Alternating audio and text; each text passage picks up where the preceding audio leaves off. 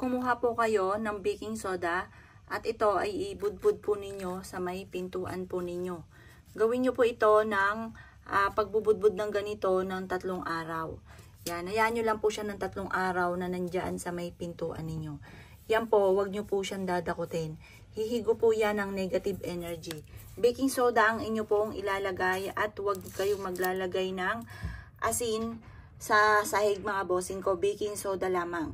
Makakatulong po yan upang kayo po ay layuan ng mga negatibo na tao, yung mga tao na may masamang intensyon, mga naiinggit, yung mga tao na gumagamit ng kaliwa, mga palipadangin, mga tao na bumisita sa inyo na may dala na malas at maaaring nag-iwan sa inyo ng malas, kinapitan ng bahay ninyo ng malas. Minsan may mga ganun may mga tao na parang may dalang negatibo. Ngayon, huwag kang mag-alala at huwag mo rin naman siyang, kumbaga, huwag kang mainis sa kanya kasi hindi rin naman niya gusto yon, hindi niya rin yun alam. Yun lang po ay maaaring magdulot sa inyo ng negatibo. Kaya kung ano't ano man para kayo ay maging safe saan man kayo naroroon at kayo ay hindi malasin, ligtas kayo sa pamamagitan ng ganitong mga pamamaraan. Humihigop din rin yan ng mga baho ng bahay at ganun din sa labas ng bahay ninyo, lalo na sa may main door. Kaya maina meron kang baking soda, maglagay ka ng ganyan sa may pintuan ninyo, 3 araw siya nakaganyan, huwag yung tatambuin. Makalipas sa 3 araw, saka nyo siya tambuin at saka yung dustpan para ikay na ikay. Sa may main door lang naman ninyo gagawin po yan. Upang sa ganon, kung ano man po yung mga negative energy na pumasok sa loob ng bahay po ninyo, nahihigop ng baking soda.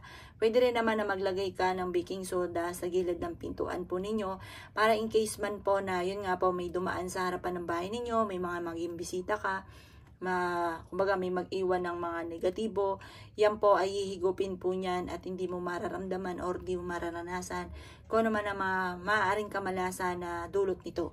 Kaya kung kayo ay naniniwala at nais po yung gawin, huwag ka na magpatumpik-tumpik pa sa pamamagitan ng baking soda at paulit-ulit na nagwi-wish. Kayo mismo ay maa-amaze sa dami ng mga blessing na darating po sa inyo matapos nyo po itong gawin. Kayo mismo makakaramdam or makakapansin na matapos nyo siyang ginawa, ang daming blessing na mga dumating. Or nagagawa mo yung mga bagay, yung pala dito ka suswerte, dito ka pala yayaman.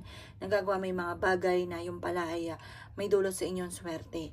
Kaya kung kinaniniwala at gagawin nyo po ito, gawin nyo na po ito. Ang pinakamagandang araw, Tuesday or Friday.